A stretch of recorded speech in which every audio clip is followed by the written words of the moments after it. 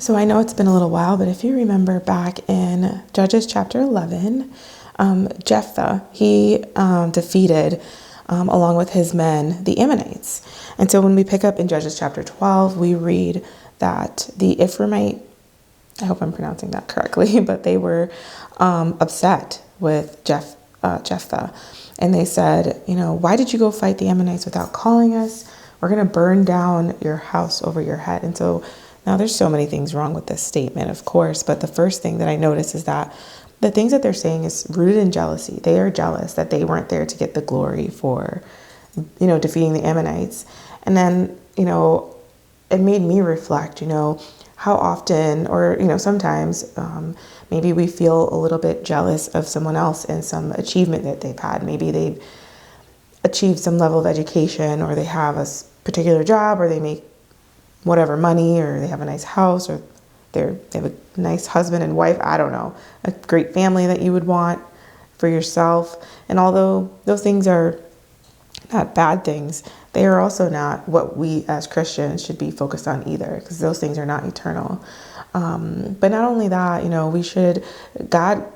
are called to love. We are called to love each other. And when you're jealous of someone else and something that they've achieved, or maybe even if it's not something that they achieve, if you're jealous of anything or have a negative attitude towards them for whatever reason, to the point where, they were much exaggerated. Of course, they said, we're going to burn down your house over your head.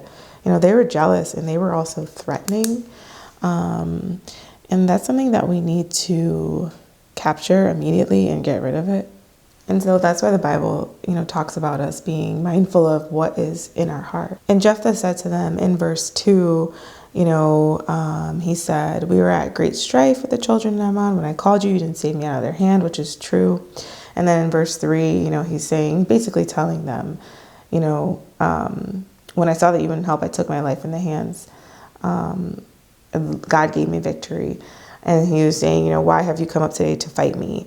And I was reading in the Enduring Word how much differently Jephthah dealt with them than Gideon did. Gideon definitely had more grace and just, let them have their words and then moved on. But Jephthah he had the time, right? I mean, so much so that he fought the men. And so, he fought against Ephraim. And isn't that sad? Brother fighting against brother. All because of what? It started with a root of jealousy. And sometimes, we could play into that, and two people could be going back and forth in this really petty tension, if you will. And where does it lead you? Literally nowhere. It gets you nowhere. So really be careful of that. Be careful of having a mind of just like pettiness and jealousy and strife over anybody. It's not worth it. And God doesn't call us to be like that with each other. He wants us to love one another. So don't be petty. Don't be petty. If someone is doing something and, maybe you're offended by it. Maybe it's you, take the high road and think, what, maybe I'm just being offended by this. Let me choose to not be offended and upset with this person for no reason.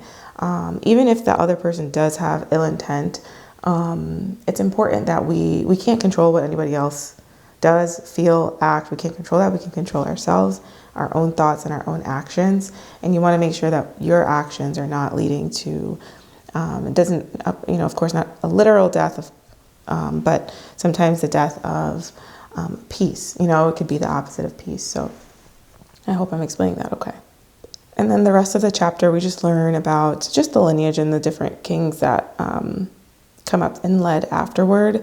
And one thing that I read in the Enduring Word was that those who had many children, that meant wealth and alliances through marriage. So that is about it for this chapter. The biggest thing that I wanted to drive home was to avoid jealousy, be mindful of your heart and your heart attitudes towards each other, walk in love, and don't let the little pettiness of life cause you to act in a way that's not loving toward one another.